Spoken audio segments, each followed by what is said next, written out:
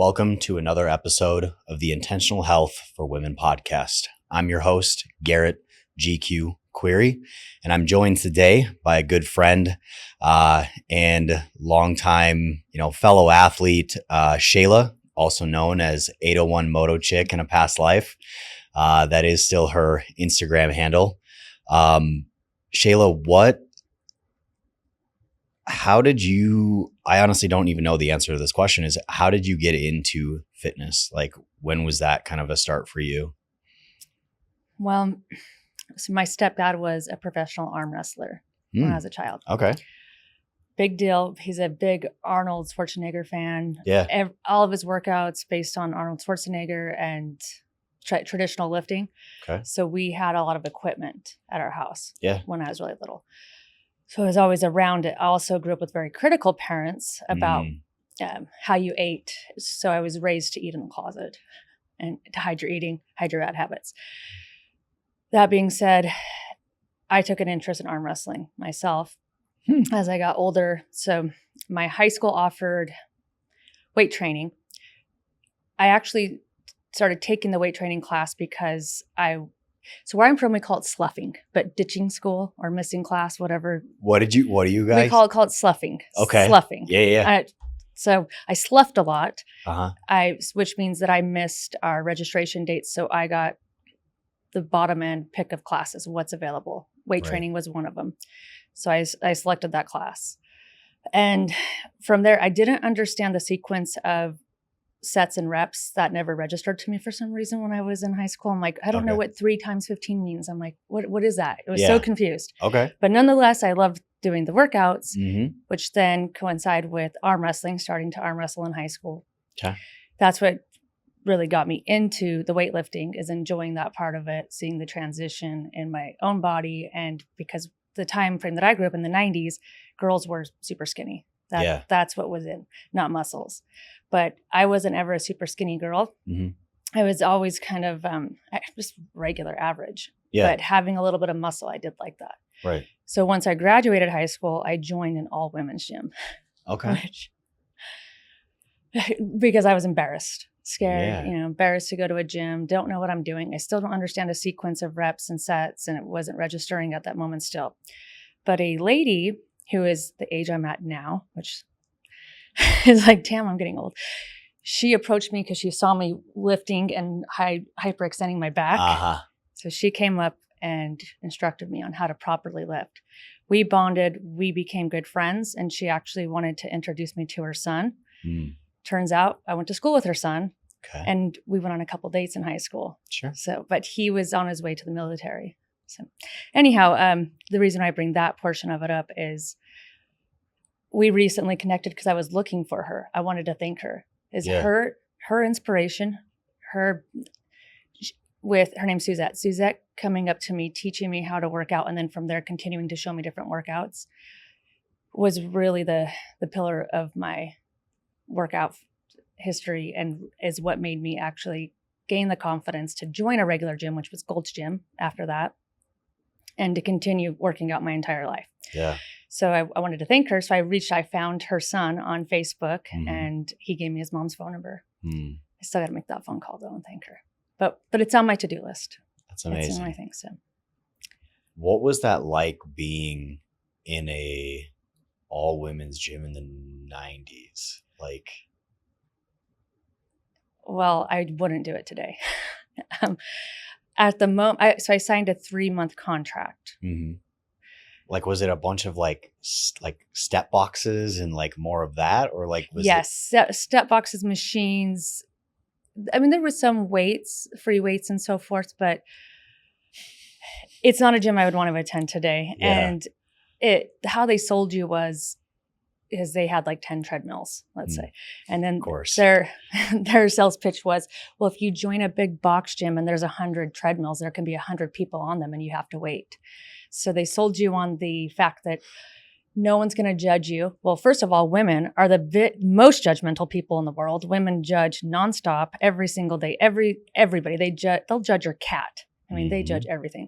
So therefore, what we did receive much judgment. In fact, when Suzette offered to help me, a trainer who was there came up and said, I'm so glad you saved her. Like, oh, that was scaring me. And I'm thinking, well, why didn't you say something then? If you are an educated person in this field and you see that I'm going to hurt myself, just tap me on the shoulder and say, maybe put that 15-pound dumbbell down and maybe you need a 5 because you're the way you're lifting.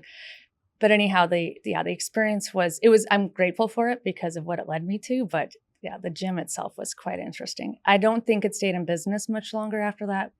It's definitely not there any longer. Yeah. I think we share some, I think you bring a interesting point. I think we share some commonality here is like, to your point is, as I've been on my own, like journey of growing as a man is like, you said a great comment, and this may be controversial, but like women are very judgmental. Whereas like we as men, there's a unspoken respect amongst men without knowing that man. Like if you stand up tall, shake my hand and give me a nod, like there is just a mutual respect until there is given a reason not. And it has to be a big reason to not respect a fellow man. Whereas like women, if you look great, they don't like you. You have abs, they don't like you. You're pretty, they don't like you. You're overweight, they don't like you. Yeah. They will judge everything. Everything about you is a critic. Yep. The way you take care of your hair or don't, or your nails or whatever. Fast forward, so I know a decent amount about like what life has been like here in Arizona. Because we actually I think you moved here like literally like 1 year before me. Yes. And somehow we've managed to entangle in the same circles. What did life look like in Utah? Growing up there, working out through that time. Did that play a role? Did that impact your life there? Ooh, Utah. That's a very loaded one. That's a very heavy place. My best way that I always describe Utah is it's stagnant. The people there are very stagnant. It's a beautiful place. There's great outdoor activities, but it is a very stagnant place. Where did you grow up in Utah? Salt Lake City. Sugar House to be specific, which is in Salt Lake City. So I lived near the mountains, very close to city parks, very close to downtown. I lived in the desirable area to live. Sure. Also a very tiny, teeny house. And they cost the same as my house I live in now. You pay an arm and a leg for a shoebox. Yeah. But it's the location. Right. It's very desirable. Utah is a very active state, but it's also a very inactive state. So people, because it is heavily populated with religion. Religion's a big part of the state, which people constantly complain about it. And I remind them, you don't have to stay. You can leave. Right. And it's interesting when you leave this space, you will find that the world is much bigger, but people don't like to leave Utah. They stay. Just kind of like the Midwest, people stay generations after generation. As far as being an athlete or just fitness in Utah, because it's a very judgmental state as well, very judgmental. Everything is accomplished on if your child served an LDS mission. If your child served an LDS mission, or like how Mormon you are, how high up in the Mormon church you are, those are big deals. So I used to work corporate, meet a lot of corporate people. That's always the high topic of conversation. Well, I don't live that lifestyle. I'm not familiar with that lifestyle. So if we're going to run on merits, then I started running on my own merits of, hey, I used to be an arm wrestler, and just changed the conversation, became much more interesting because, you're sitting at a table of 5 people, 4 of them are talking about their LDS mission or their child's LDS mission. And so then I bring up the fun. So it was actually fun because then I felt like I was kind of a different person there. Yeah. I had more substance to bring than the same as everyone else. Right. But that being said, yeah, I think fitness, I switched into CrossFit. I went through a period in my life So I've always been a gym goer. I've always had a gym membership. I've always been worked out. Even no matter how busy I am, I've always found time for it. So the commitment has never been an issue for me. But I went into this period of life after my first husband died, and I was not dealing with the grief. I had not actually even mourned it, and I didn't have time to, though. Also, I went back to work after 2 weeks. I had a demanding job. I had 2 children. I also had to fight to adopt my oldest son, which was my husband that died's son. So I had that process, as well as, daily life now on top of it. I left my corporate job without a plan, without a solid plan of my future as a career. I needed time to mourn. Yeah. I needed to kind of work through it. So I gave a month's notice. And when my older son got out of school, because my other kid was only 3, I took the summer off to spend the time with them and then kind of figure it out from there. Yeah. But after that process, I realized a year later, I have a lot of healing to do. But I need something different. I need to find something outside of I'm in this routine. I'm going to change up my routine. So I decided to try CrossFit, which was intimidating to me at first, because also the CrossFit gym I joined had 3 locations, and one location is where they send new CrossFitters. It's like a boot camp, like for joining the military. Yeah. You go there so you can learn the movements before you attend one of their other locations, is you need to be up to speed to attend. So it was very intimidating, but I loved it. I fell in love with it. I didn't realize that I was as strong as I was. I didn't realize I had that ability.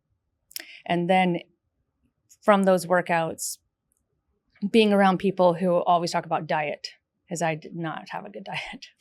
I'd always be around people who talk about diet and paleo. I'm like, what's paleo? What are these? I mean, I know of Atkins, but what's paleo? And and I also liked to drink on the weekends, and they're very critical about like, oh, you can have a couple beers, on Saturday, but that's it. Or like while you're meal prepping. And I'm like, what, cook while I'm meal prepping? I'm like, who meal preps?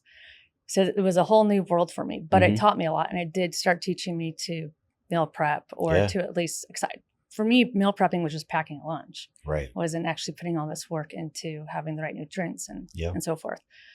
So CrossFit was kind of my transition period of healing, which then I started hiking a ton. I would get up in the morning at 4:50 in the morning before my kids were even out of bed and go hiking. Yep. And then return back home, get ready, take them to school, get ready, go to work, leave work, go to CrossFit, pick my youngest one up from his after school program. My other kid would already be home because he was older. Make dinner, do homework, do the whole process, do it all over again. Yeah. The next day. But CrossFit played a really big role in my healing process of that. Circling back. So I have a friend that I recently met that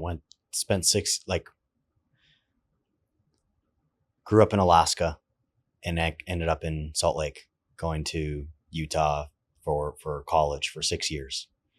And they said that the pressures of the state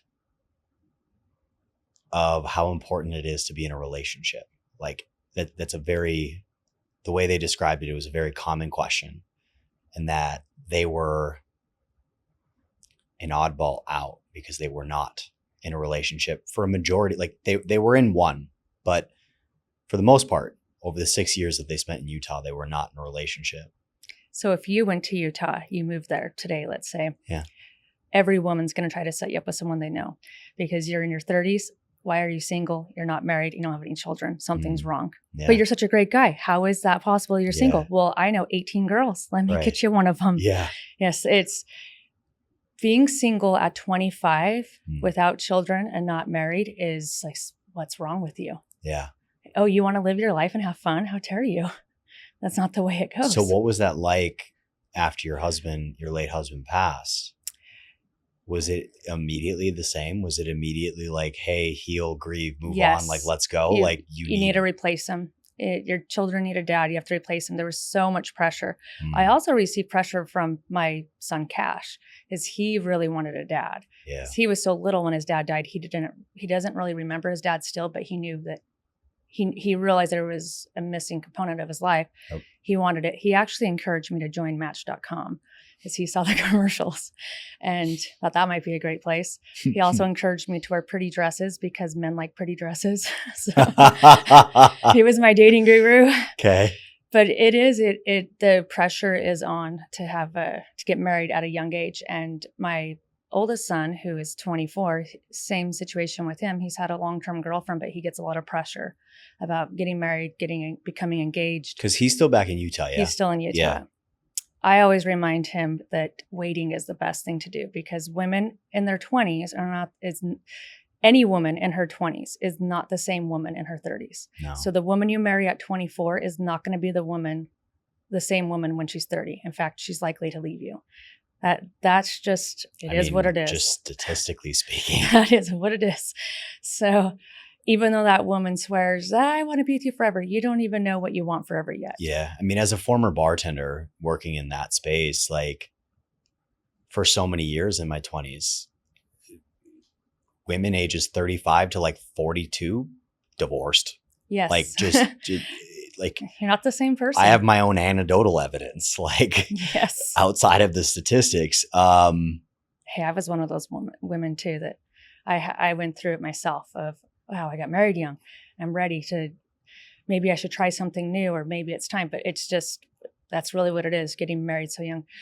I actually did not want to be one of the women who got married young and had a family young. Mm-hmm. I wanted to wait till my 30s. Yeah. As I knew I wanted to travel. I actually wanted to leave Utah. I did not want to stay. My plan was not to stay there. But I got pregnant and it like an accidental pregnancy. Sure.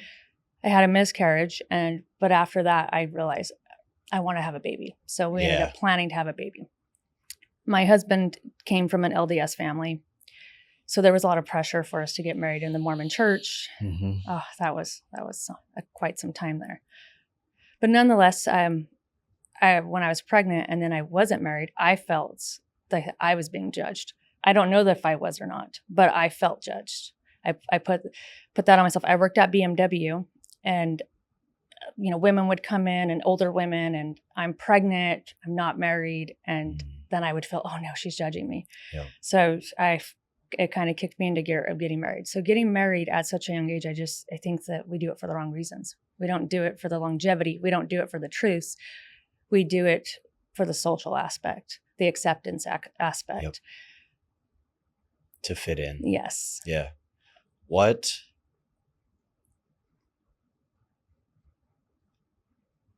As a woman, how important was CrossFit in your health and fitness journey? And the reason CrossFit has the cult-like following it does and built in a very short window of time in the reality, right? How important was that community to your journey? At that time, it definitely was very influential and it was very helpful. Mm-hmm. Then I left CrossFit. I don't remember how long, but I left it for a period. Okay. And then I returned to CrossFit to one that was walking distance from my house. So I would walk there. When they would do the 1,000 meter sprint, they always passed my house. So that's what kind of encouraged me. Like, okay, maybe I need to get back into it. Yep. Returned to the CrossFit gym. I loved it. I loved the coaches. Unfortunately, the owners of the building sold the building, sellouts, like many. So they were forced to close their gym. And it was very devastating to the owners. It was very devastating to the community. It was especially because I was also a newer member. I had only been there for like 6 months at that point. So it was a hard move for them. And I saw how much it really affected the owners of that gym when they had to let it go. One of the owners, he was able to work a deal with another gym in Salt Lake City for his members. It was more like an elitist type gym, but we would get, I think we paid like $500 for the entire year. It was a great deal. So I signed up for it, but it has a CrossFit gym. It has Pilates inside, it has everything, but it also has turf and your standard equipment. Sure. I loved that gym. To this day, that is my favorite gym. In fact, I'm going to visit my friends in Salt Lake, and I hope I get to sneak in a workout there. There you go. I just love that gym. Mm-hmm. But I made such great connections, and those connections also helped facilitate my transition and leaving Salt Lake City and moving to Arizona. That's a really great, that really sparks an interesting thought to me that I think is super important to, you know, here we are, Intentional Health for Women podcast. Like, what is I think you brought up a great thing, is like an opportunity to not only put yourself into a community, but a potential opportunity to advance your life, whether it be professionally, relationally. How much has that impacted your life? Like, how much has health and fitness, working out and having that foundation in your life, impacted your relationships and career? If I didn't find fitness and make it an important part of my life, I would not be living the lifestyle that I live today. I wouldn't be as healthy, mentally healthy as I am today. I would be eating packaged food, ramen noodles, serving my children ramen noodles. It's boxed cereal. I would be eating horribly, fast food. My lifestyle is so much different because of health and fitness. Yeah. I would have become a product of my environment. Right. And possibly even on drugs. That's the environment that I was raised around, was lots of drugs, lots of alcohol, manipulation, narcissists, people who didn't take care of their children, watching children be taken away from parents because the drug was more important. Mm-hmm. Very poor conditions. If I didn't get into my own mindset, find my own community, my own path, and have better mentors in my life versus what the role models I grew up with, I would have become that. I was in my head, that was something that was very important to not be that. I wanted to break that cycle of dysfunction, but I had no idea how to do that, because when I got married, I didn't even know how to cook. We never ate cooked meals. Everything was either out of a microwave from the gas station or KFC. We didn't eat regular meals. I don't even think we even had plates and silverware. I remember I was using plastic and paper plates. We didn't have anything. So when I got married, it was quite the transition of having to learn how to be a wife, how to be a mom, how to be just a regular person. Yeah. And it was a transition for me. Right. But having that community was helpful because, for one, everyone's always talking about diet. So you learn about recipes, you start learning more about the importance of nutrients and why it's important to feed your children fruits and vegetables versus fruit snacks, and knowing the difference. Very helpful. It completely changed my life, because each gym I have been a member at, I have always made a friend, and majority of those people I'm still friends with today. Yep. One of my girlfriends she's here in Arizona. She's a chef and she does meal prep. She's pregnant. She has a baby. Our babies are just 2 months apart. Oh. We met by chance at the gym. She was a CrossFit coach as well. And I was a member at Lifetime for a period. And she asked me to do a burpees box jump over circuit of some sort, some challenge, something awful, something that sucked. And ironically, she and I were both pregnant, but I didn't know yet that I was pregnant. Yeah.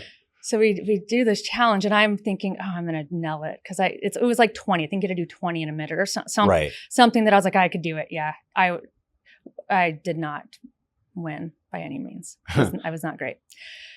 But nonetheless, she and I connected. We became friends, and now we are dear friends. Yeah. She's an amazing woman, and she's also been very helpful to my journey and my growth as well, because she's very grounded, very spiritual. She's also, we align very well on our beliefs and opinions, and and then also on our spirituality. It's great. Plus, then you have the whole nutrients and so forth, that whole prospect of it. But it's great because we constantly are conversing about healing or food or how to work through a challenge and so forth. It's fantastic. So the fitness industry has brought so many great people in my life that has helped me heal. And without that, I don't think I would be where I'm at. Or I don't think I would have found role models that I really needed. Yeah. To get me out of that cycle. Right. To break the generational cycle of just that behavior, the the family history and everything like that. Oh, yes. Which I can relate to, you know, like not so much like drugs and alcohol and people being taken away. Like I was super fortunate. My dad's never been drunk a day in his life ever. Oh, wow. You know, he's had a few here and there, but like if he even comes close, he'll immediately stop. He just won't do it. And his dad was raging alcoholic. And then, yeah, my mom could just kind of take it or leave it, right? It was never just a big influence in her life. And, but my parents had me at 18 years old and I grew up in an overweight family. You know, like I graduated high school at 300 and some odd pounds, you know? So it was, yeah, fitness has definitely changed my life. And what would, how did fitness, like, as you transitioned to Arizona, like how did that impact like that transition and what has it done for you as you've come out here? Fitness out here to me is much different. I find it very difficult to find a great CrossFit gym. In fact, which is why I'm not a CrossFit member any longer. Yeah. I've attended several, rather a trial or short-term or long-term. Yeah. But I find that the CrossFit gyms out here, probably gonna get scrutinized for this, but they're very gossipy. That's just the best word I can describe. Very gossipy. Cliquey. Yes, cliquey. Yeah. One gym, I was a newer member, and one girl was gossiping about another girl about how she cheats. She RXs all of her workouts, but she doesn't even do all the reps. She didn't do, 15, what is it called? The muscle ups. She didn't do 15 of them, but she RX'd it. And I'm like, how do you know?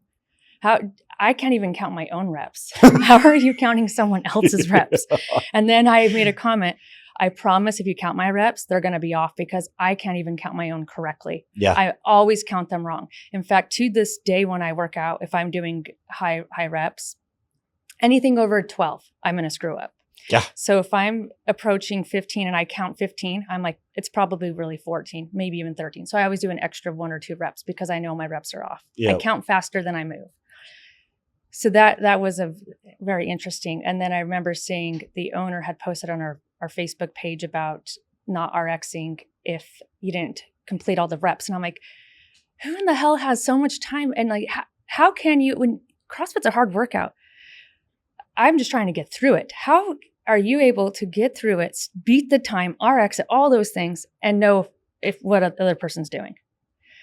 In fact, if you're that good, can you please count my reps for me? So that will save me some time. Yeah.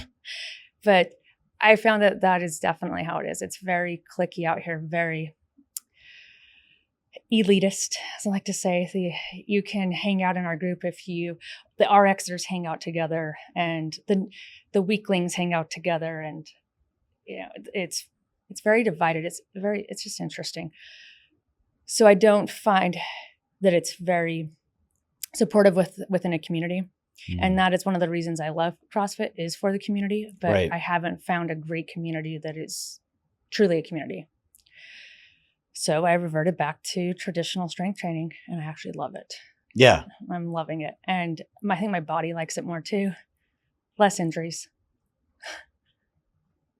Talk about that a little bit. Like, we've had a lot of conversations, and I feel like you probably understand my point of view and why I think the way I think now more than ever. How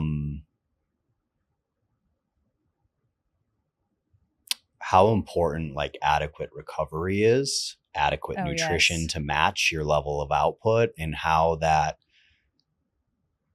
I'm not going to sit here and like bash CrossFit, because I can love and respect and appreciate the community that it brings to people. And I know, especially for women, how important that is and how big of an impact that can make in their journey and just getting them into a gym. But on the other side of that token, I've also watched it destroy women's bodies. Oh, yes. Well, I've been icing my back all day today because of an old injury. And yesterday I lifted up a 25-pound plate and went, oh, there it is. Got a tweak. An old injury, never healed. And I have made some steps to recover and, to repair my injuries, but I don't have a ton of time because I have a baby now, so I can only do so much. But I do spend time every day rolling my back, sitting in the sauna. They have recovery chairs at the gym. I do stuff for it. My husband, he's really sweet and he's very romantic. Since we first started dating up until about, I want to say 6 months ago, he brings me flowers every single week. Yep. Always brings me flowers. But about 6 months ago, I told him, when you bring me flowers, you bring me a chore because I have to snip them and get them set up. And I already have so much to do around the house. I know you're doing it because you're super sweet and you're very thoughtful and you want to show me you appreciate me. Right.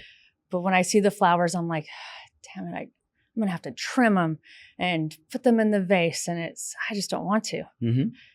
So if you want to show me you appreciate me, give me a back massage. That's the best way you can show me you appreciate me. So he switched it, but I don't think he appreciates me as much because I think I've had 2 back massages since the flowers. So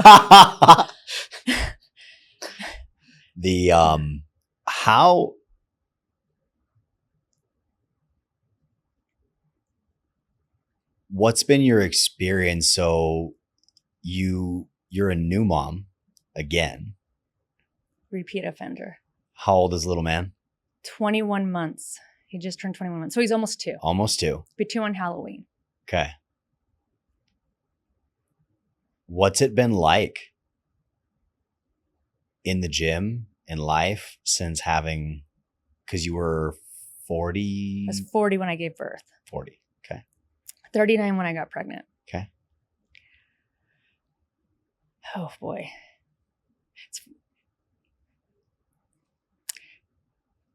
The getting pregnant process, not the, doing it process. Yeah. The health process, getting pregnant on the fertility wise and health wise was a journey on its own. Because a couple of years prior, actually it was right after COVID, I contracted the first round of COVID and it was a piece of cake for me. It wasn't, I lost my taste and so forth in the tube, but I wasn't that sick. I had swine flu, the decade before, and the swine flu to this day is the worst illness I've ever had. Okay. It was awful. So I had that. It was a breeze, no big deal. But then I noticed I was constantly having flu-like symptoms. And at first it was every few weeks. Then it was every 2 weeks, then every week, then every couple of days, to the point I didn't want to make any commitments, any sort of plans, because I feared that if I'm going to have flu-like symptoms and then I won't go. So I found a functional doctor, started seeing her. She found I had Hashimoto's. Mm-hmm. Of course, my levels were low or high on everything. Like I was a complete mess. And though in the mirror, like physically, I looked fantastic. I was hot as shit. Yeah. But inside, I was a wreck. Yep. And mentally, I was a wreck. Yep. And I mean, I didn't even know you can test dopamine. I had no idea you could test dopamine, serotonin. And when I saw my numbers, I'm like, that makes sense. I never even heard of Hashimoto's. So she also said I was pre-diabetic. That was pretty scary to me. And I'm like, but I love sugar. I'm like, that makes sense. I still love sugar. Started working through, I was on her regimen, implementing different techniques that she has shown me and lifestyle changes, which made massive improvements. Within months, I did feel significantly better. My headaches decreased, the flu-like symptoms, they went from, every 3 or 4 days, that now it was about every 5 or 6 weeks I would start to experience flu-like symptoms. Sure. Eventually that completely wiped out. Yep. Hashimoto's, I recovered from it. Sugar, she still gets on my case a bit about my sugar levels are high, my insulin levels are high. Mm-hmm. And my protein levels have always been low. I'm assuming they're probably better now because I'm very strict on my protein. Okay. I make sure no matter what, I get my protein in. Good. However that looks, I get it in. That being said, when we decided that we were going to have a baby, because my husband didn't have any children and he wanted to be a dad, I was like, well, I'm getting old. I don't even know if I can have kids. Let's find out if I can have them first. Yeah. So I asked her to test my fertility, which my fertility was low. Okay. How they tested it's on, the values are 0 to 5, mm-hmm. 5 point. Mine was 1.36, so that's pretty low. She said, it's possible I can conceive, but likeliness, I would need intervention. Well, we discussed it. I was not willing to put myself or our relationship through intervention. So let's see if we'll try naturally. Meanwhile, she gave me some tips on what supplements I could take to induce fertility and how to properly check ovulation and so forth. And so I took all this information.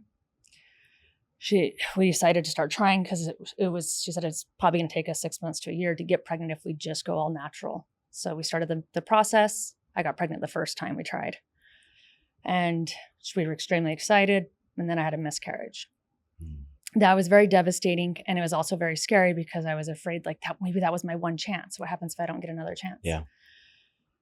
So again, I went back to her. She increased my progesterone that she was prescribing, and just slightly, because too much, then I wouldn't be able to get pregnant. Too little, obviously still can't get pregnant. So Goldilocks.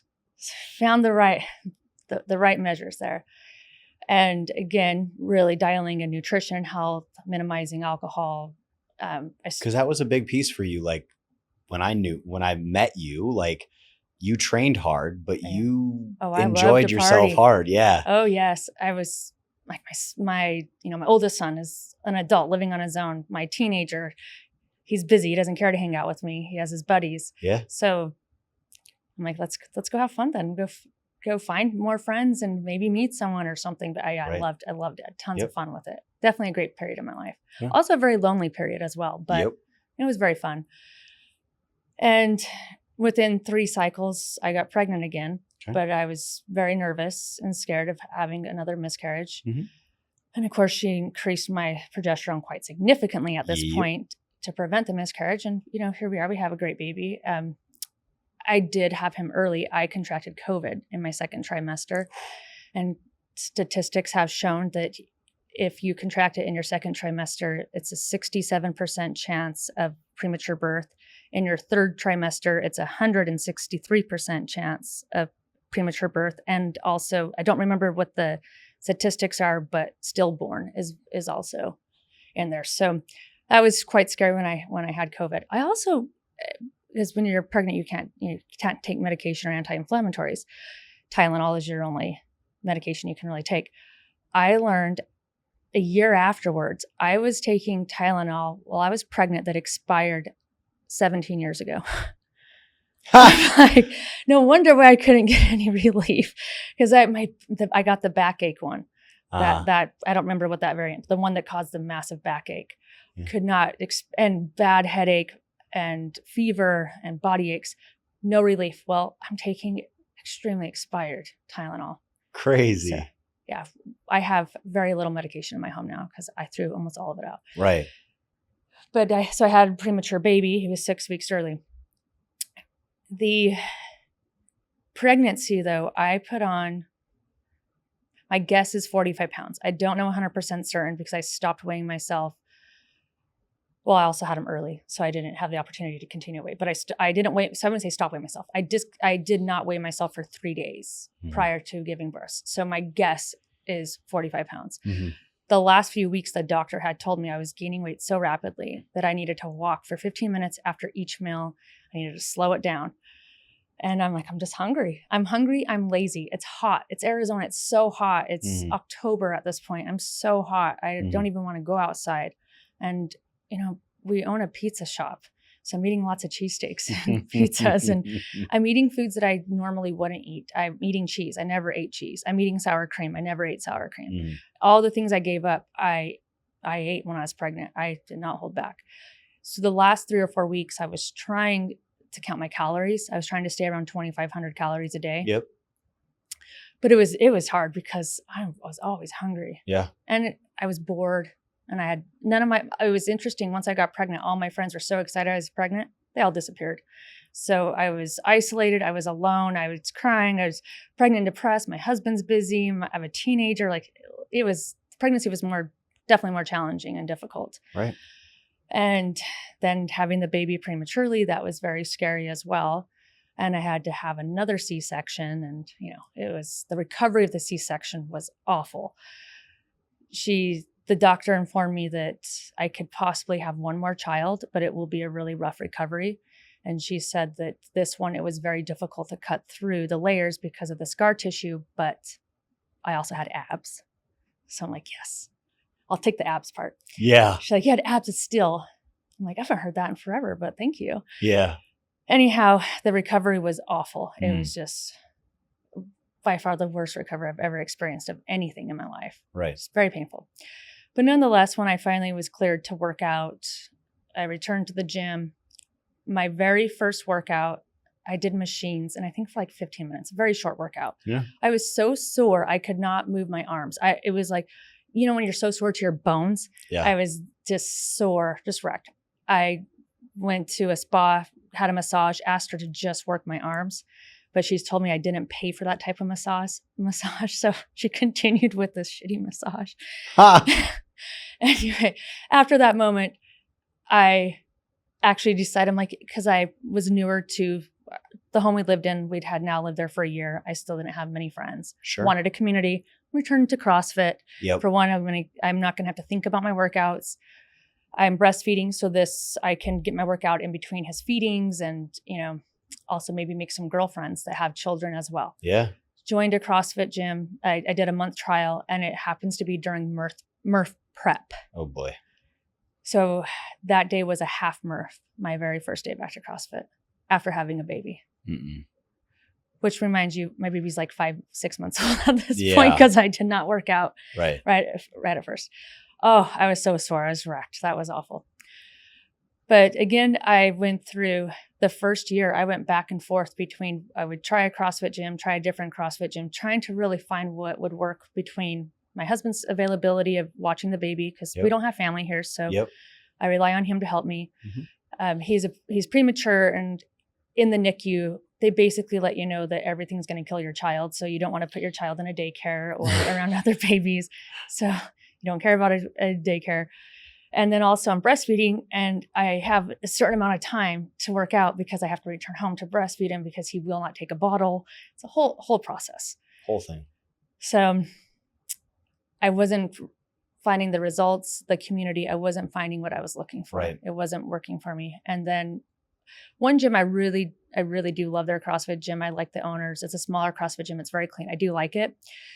But the time that I would go was kind of the mom's time. And so it always ran late. They always started like 20 minutes late, which didn't work out for me in my scenario. So I ended up having to quit the CrossFit gym because the time I was available to go was the time that was always late. So I went back to regular strength training, and my friend Eric Nordington, who owns Nordington Fitness in Gilbert, he's a personal trainer. He has a very nice gym. I went and saw him. He has an app. I downloaded his app. I started performing his workouts. He has them laid out. He gave me his suggestion because he has them kind of based on different types of what your achievements, or your goals are. And he gave me the suggestion as here's what I'd recommend you to do. So I did those workouts and just traditional strength training. And now that's where I'm at. I've stuck with it. I love it. Awesome. But the transition from when I was 24 having a baby to 40 and having a baby, and getting my body back at 24, my body bounced right back. Right. But I wasn't muscly. I didn't have muscle. I was just skinny. I was back into a size 3 in 3 or 4 weeks, but I wasn't hot by any means. I walked. I did walking for my fitness. Yeah. This time around, working out very hard, building the muscle, but the weight, it took forever for the last 15 pounds to reduce those. I held on to them for 11 months. And I had to alter my way of thinking with eating. What are my eating habits? I had to really look at myself and say, well, what am I eating? How much am I eating? Counting calories is more stressful to me and causes me more anxiety than trying to lose the weight or enjoying it. So I tried counting calories, and that's when I gave up and said, no more. Every time I work on counting calories, I get stressed out, and then I binge eat, or I just go to that mindset of I don't care. But I really do care. Yeah. But I just, in that moment, I get weak. So I changed, and what can I truly do for myself? Okay, how about protein's very difficult for me to get in. Let me just start with 90 grams. My goal's gonna be 90 grams. And I love sweets. Absolutely love them. It's my favorite. I could eat sweets all day and forget the rest. I decided that I was only going to allow myself one sweet per day in the evening because I eat multiple sweets a day. So one sweet in the evening for some is like, oh my gosh, that's a lot. But for me, that's very little. Right. That's a huge sacrifice. That's a great point to make for women who are getting started out, who maybe have the same thing, right? Where they just really like sweets, or maybe tracking can become very overwhelming. Yes, it is. Because you've expressed, like, we've had some recent conversations, like, that you've kind of become almost like a crunchy mom, like, like avoiding plastics and a lot of other things, right? And so it's like, from what I'm gathering from you is like, for the most part, you're preparing whole nutrient dense meals. Yes. Focused on protein. Would venture a guess, fruits and vegetables. Lots of them. And then at the end of the day, allowing yourself, your sweet of what you like, right? And enjoying that thing, not depriving yourself, not trying to tell yourself that you can't have it. And the other piece of the puzzle, right, was like, you've been working out for how many years leading up to this journey of being a new mom at 40. And while you did spend 11 months and there was some hard things and you've had Hashimoto's in the past, like, slowly but surely, like, what, I guess the to kind of close this is like, what has that been like, kind of being like, becoming that crunchy mom, like, kind of like, almost like, if we think about whether you want to call it levels or seasons of life, like your early 20s and coming from like drugs and alcohol and not working out to getting experience in the gym, then finding CrossFit and paleo. And then, like, it's been seasons. And now here you are, you're maybe not tracking your nutrition, but like I said, like, almost you've become kind of that crunchy mom where you're like avoiding plastics, removing chemicals from your home, eating more and more whole nutrient dense foods, not consuming a lot of dairy, like, et cetera, et cetera, et cetera. So first of all, drugs were my parents, not me. Yeah. just so we're clear, the drugs are them, not me. Watching people on drugs was enough for me not to want to use drugs. Right. As far as, so during the beginning of wanting to lose the last 15 pounds and creating my own lifestyle change of, I want an allowance. I'm going to eat sweets, regardless of how well I'm doing, I'm going to eat them, but here's how I'm going to compromise that. And I would allow myself any sweet. It was whatever I choose. If it could be a slice of cake from the grocery store, whatever I choose, I can have the whole thing. If it's 800 calories or 200 calories, I can have it. But having that mindset, allowing myself to, made it to where I wouldn't eat the entire slice, or I'd be able to split it up because I know I can have more tomorrow. That was the beginning point of it. And then as I continued working through the journey and learning more about, I actually started listening to podcasts while I was working out and started learning about how plastics impact your health and hormones and cause ADD and everything can screw you up in some sort of way. So I started eliminating, went through an elimination process and an incorporation process, started bringing in more veggies. And for myself, my kids, my oldest son, or my 17-year-old, he loves vegetables. So he's very easy to feed vegetables. Baby starts eating foods. I started him off with vegetables, not fruits. Yeah. Now he'll eat pretty much anything you give him.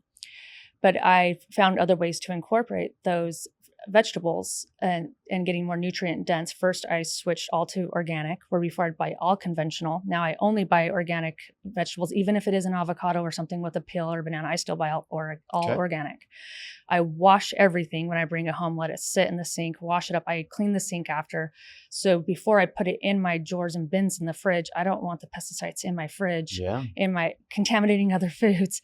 Also, I want it to be easy accessible so that my son will go in and eat it and not have to worry about, is it clean or not? Because he also has OCD and is worried about germs. So it's kind of how I help with that position.